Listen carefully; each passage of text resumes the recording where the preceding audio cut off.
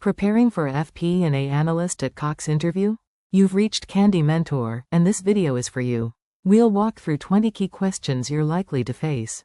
For each question you'll see a sample answer followed by the key points to cover. Subscribe, like, and share, and drop a topic request in the comments. Question 1. What does FP&A contribute to a company like Cox? FP&A connects Cox's operating activity to financial decisions. I would support budgeting, rolling forecasts, variance analysis, management reporting, and scenario planning while partnering with teams across the business. In a communications and media environment, metrics such as subscribers, churn, average revenue per user, labor, programming, and capital investment can explain financial performance.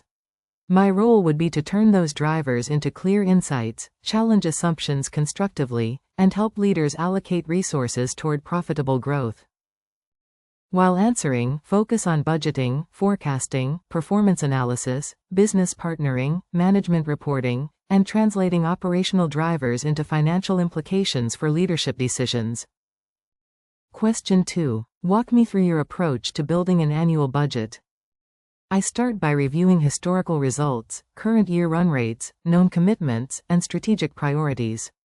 Next, I gather bottom-up assumptions from business partners for revenue, headcount, operating expenses, and capital spending. I compare those inputs with leadership targets, investigate gaps, and run iterative review cycles. Once approved, I document assumptions, assign ownership, and establish monthly reporting against the budget. That creates accountability and makes later forecast updates more disciplined. Make sure to cover historical analysis, business driver assumptions, bottom-up submissions, top-down targets, iterative reviews, approval, documentation, and establishing ownership for each budget line. Question 3. How would you build a monthly forecast for Cox? I would begin with actual results through the latest closed month and update the remaining months using operational drivers rather than simply applying a percentage. For example, revenue could reflect subscriber trends, pricing, product mix, and churn, while expenses would incorporate staffing, vendor contracts, promotions, and timing. I would validate assumptions with business owners, highlight risks and opportunities, reconcile the forecast to the annual plan, and clearly explain what changed from the prior outlook. In your answer, talk about actuals, latest trends, operational drivers, seasonality, known changes, stakeholder input, risks, opportunities, and reconciliation to the annual plan. Question 4. What is the difference between a budget, forecast, and long-range plan? A budget is an approved financial plan for a defined period and usually serves as a performance benchmark. A forecast is the latest estimate of expected results, incorporating updated information and changing assumptions. A long-range plan looks several years ahead and connects financial expectations with strategic priorities, investments, and market trends.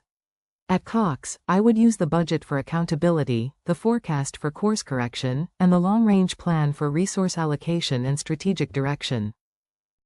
Be sure to mention purpose, timing, level of detail, flexibility, strategic horizon, accountability, and how the three tools work together within an FP&A process.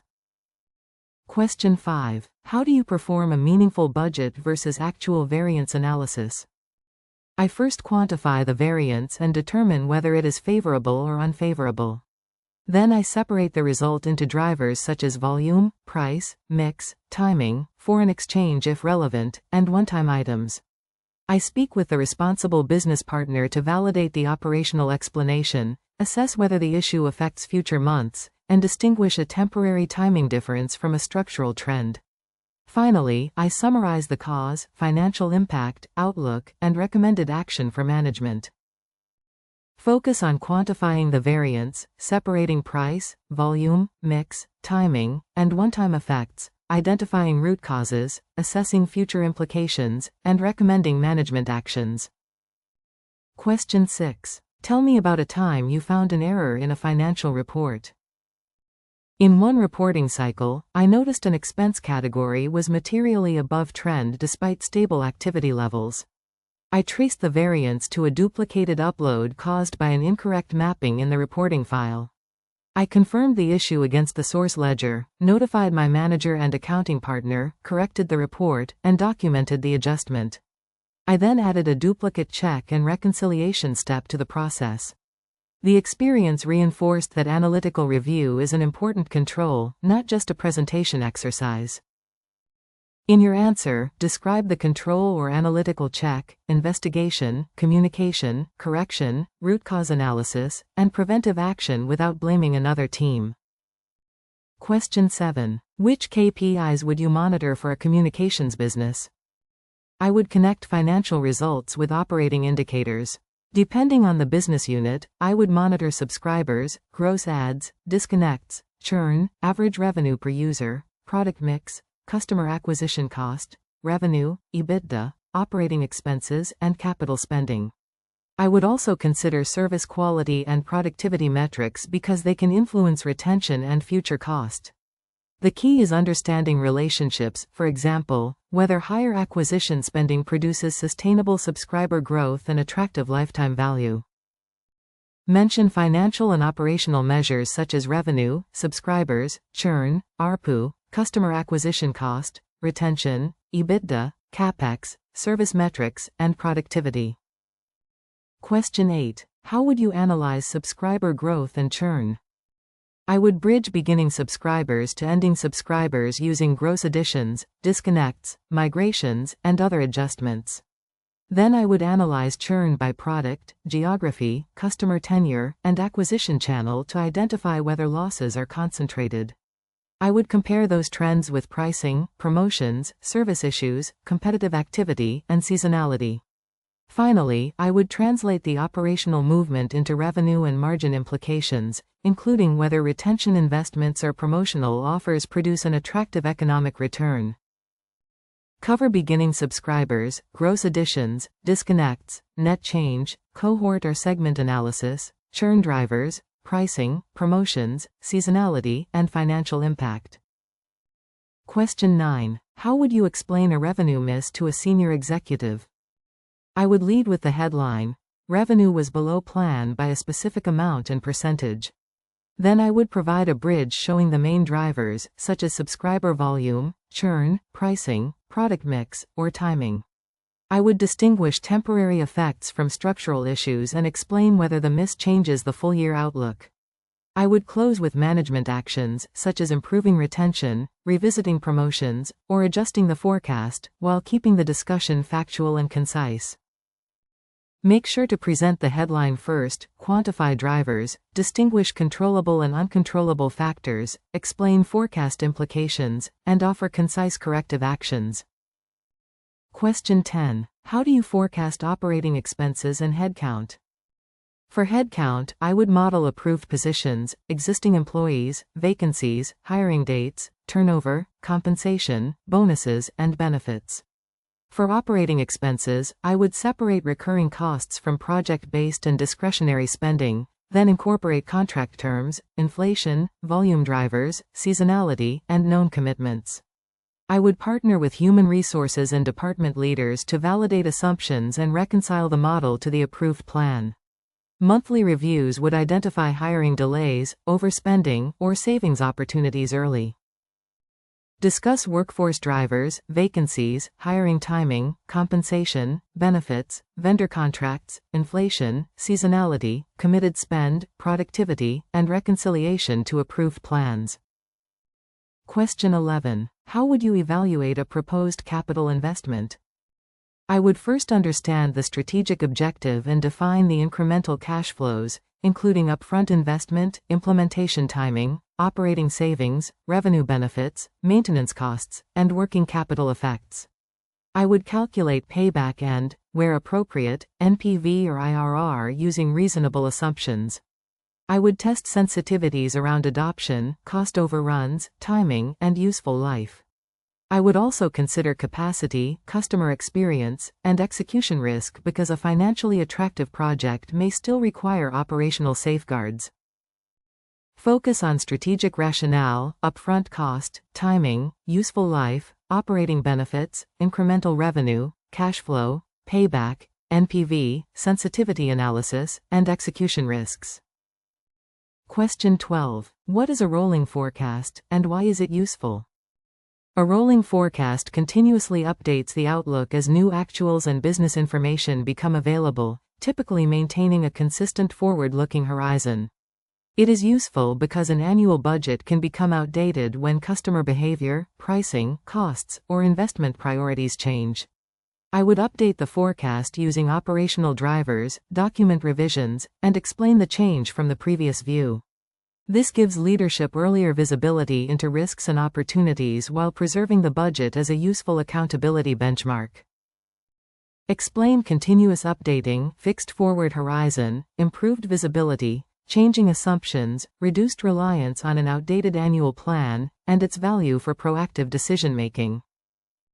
Question 13. How do you ensure accuracy when working with large datasets? I begin by confirming the source, reporting period, definitions, and level of detail. I reconcile totals to an authoritative ledger or system, use control totals and exception checks, and test unusual movements against operational activity. I maintain clear file structure, version control, and documented assumptions so another analyst can reproduce the result. Before distribution, I perform a reasonableness review and, when possible, ask a colleague to review key outputs. Accuracy comes from both technical controls and informed judgment.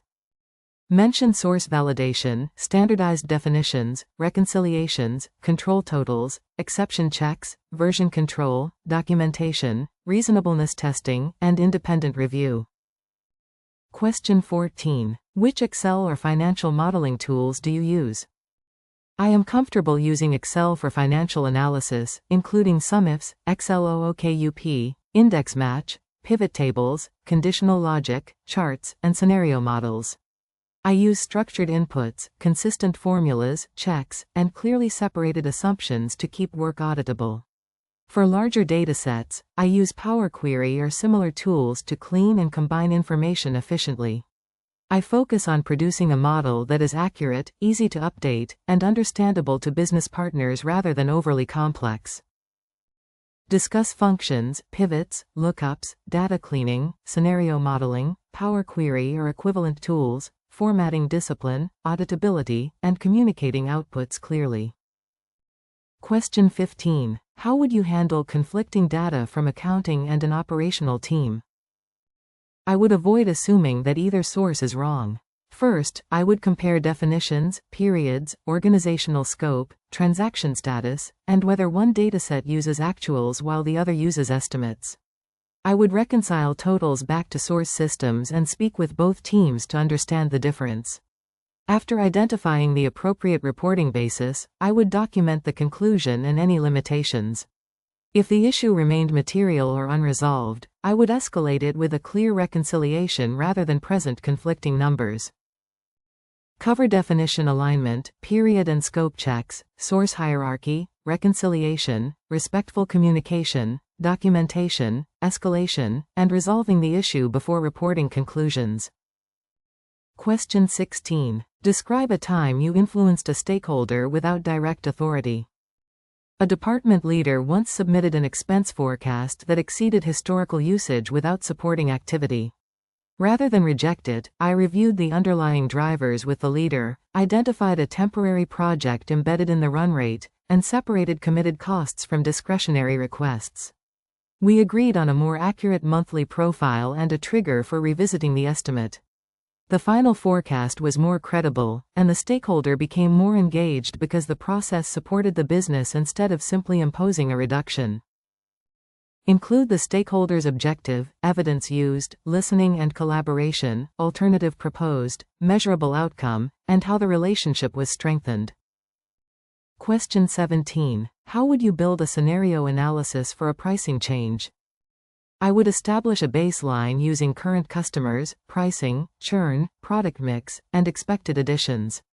Then I would model the proposed price change alongside potential volume effects, customer elasticity, promotional responses, churn, incremental service costs, and implementation timing. I would create base, upside, and downside cases and show the impact on revenue, EBITDA, cash flow, and customer retention. The recommendation would balance financial upside with competitive and customer risks, rather than focusing only on the headline price increase. Mention baseline assumptions, customer response, volume elasticity, churn, mix, timing, incremental costs, margin, sensitivities, and presenting a recommendation with risks. Question 18. What is the difference between EBITDA and cash flow, and why does it matter? EBITDA measures operating profitability before interest, taxes, depreciation, and amortization, while cash flow reflects the actual movement of cash. EBITDA can be strong even when cash generation is pressured by capital spending, working capital changes, taxes, interest, or restructuring payments.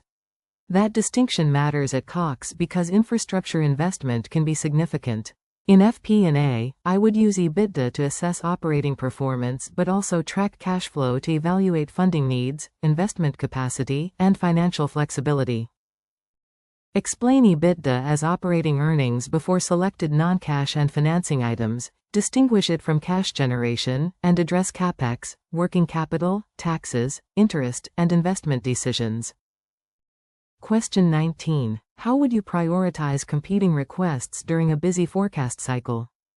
I would rank requests by deadline, materiality, decision impact, and dependencies. A deliverable supporting an executive forecast or close-related decision would take priority over a lower-impact ad hoc analysis. I would clarify requirements early, reuse standardized templates, communicate realistic timelines, and identify what can be automated or deferred. If priorities conflict, I would escalate with options and consequences rather than silently miss deadlines. Throughout the cycle, I would protect quality by retaining core validation and review steps.